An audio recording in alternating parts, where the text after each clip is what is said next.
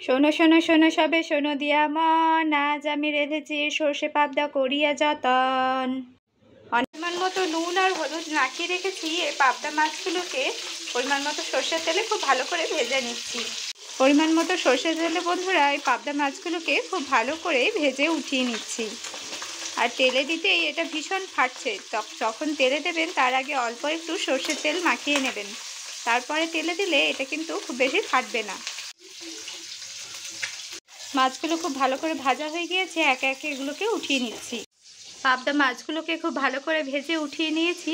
এদিকে মশলাটাও খুব ভালো করে রেডি করে রেখেছি। মশলা বলতে শুধুমাত্র 4 টেবিল স্পুন মতন সাদা সর্ষে নিয়েছি, 10টা মতন কাঁচা লঙ্কা আর অল্প একটু হলুদ গুঁড়ো দিয়ে নিয়েছি।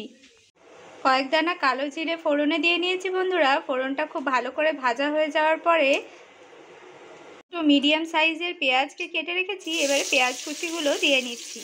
মধ্যে পরিমাণ মতো নুন দিয়ে নিচ্ছি। পেঁয়াজটাকে বন্ধুরা খুব ভালো করে ভাজা ভাজা করে নিচ্ছি। পেঁয়াজটা খুব ভালো করে ভাজা হয়ে গিয়েছে, এবারে আগে থেকে বেটে রাখা সর্ষে আর লঙ্কা বাটাটা দিয়ে নিচ্ছি। বাটিটা ধুয়ে নিয়ে অল্প একটু জল ব্যবহার করছি। পেঁয়াজটার সাথে বাটা মশলাটাকে খুব ভালো করে মিশিয়ে নিয়ে ভালো করে কষিয়ে নিচ্ছি। ঝালের স্বাদটা ব্যালেন্স করতে খুব কম পরিমাণে সুগার ফ্রি ব্যবহার করছি। মশলাটা দিয়ে নেওয়ার পরে প্রায় 3-4 মিনিট মতন খুব ভালো করে কষিয়ে নিয়েছি আর তেল ছেড়ে গেছে। এবারে আগে থেকে উষ্ণ গরম জল দিয়ে নিচ্ছি। উষ্ণ গরম জল দিয়ে নিয়েছি, এবারে মাছগুলো একে একে দিয়ে নিচ্ছি। ঝোলের জন্য জলটা দিয়ে নেওয়ার পরে পরিমাণ মতো নুন দিয়ে নিচ্ছি। ঝোলটা দিয়ে নেওয়ার পরে খুব ভালো করে ফুটে গিয়েছে দেখুন বন্ধুরা। এবারে ওপর থেকে 3 থেকে 4 চামচের মতন সর্ষের তেল দিয়ে নিচ্ছি।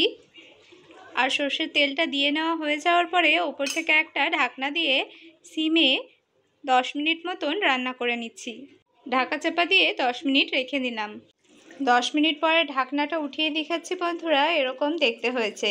আর এখন এই মাছের তরকারিটা একেবারে রেডি হয়ে গিয়েছে, আমি নামিয়ে নিচ্ছি।